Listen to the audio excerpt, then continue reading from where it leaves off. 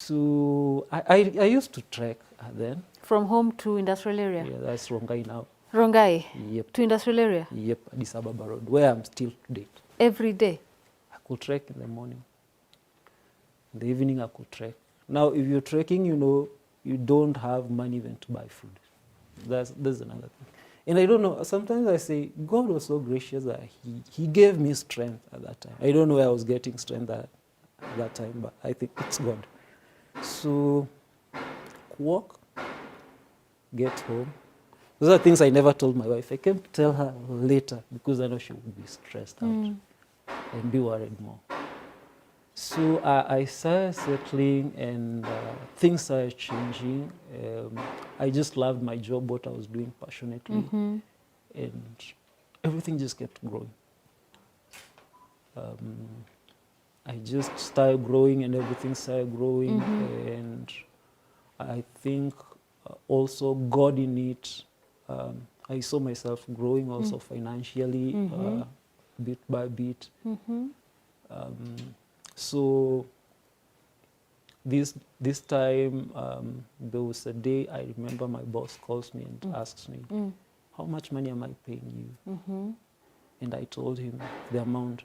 He told me, are you sure? I told him, he checked. And, you know, he doubled my salary. And I was like, wow, God, you've been faithful to me. So Karol, first, what's the name of this company that you work at? Impala Glass Industries. Impala Glass Industries. Yeah, right. So you joined them when? Which year?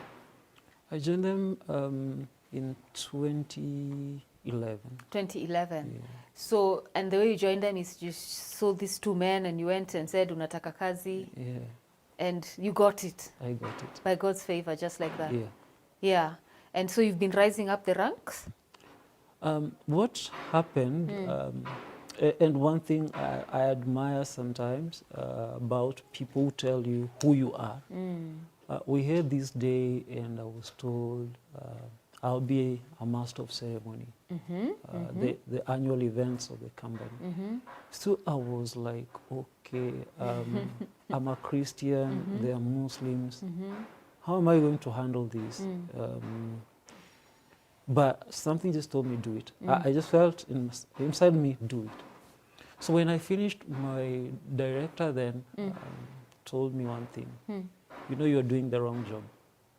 Oh. Come and I'll show you what you can do. When you finished, so you emceed the event? Yeah. And how was it? It was awesome. Oh, it was awesome. Okay. I still do it to date. Oh, okay. So now here we are and he tells me, okay, he told me one thing, I want to take you to meet rich people. So, and he's like, now I want you to dress neatly, look nice. So, and they have done a lot for me, actually grooming me and just empowering me to do better. So here we are, we go for the first meeting, and they talk in all the Gujarat or Kihindi. But we get out and he tells me, you know, a poor workman will blame his tools. In short, he's asking me to now ask him what was discussed in the meeting. And eventually now we started learning, and that's how now marketing started. Yeah, so I was now turned into a marketer, and that's what I do. Yes. Yeah. And now I had now to learn about glass. And so when you're talking about construction now and it's like that, yeah, a lot of things run in my mind. Yeah.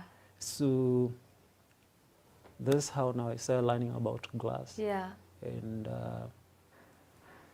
we have been now eventually now spreading out Tanzania, Uganda, and wow, all the rest. So the company has expanded.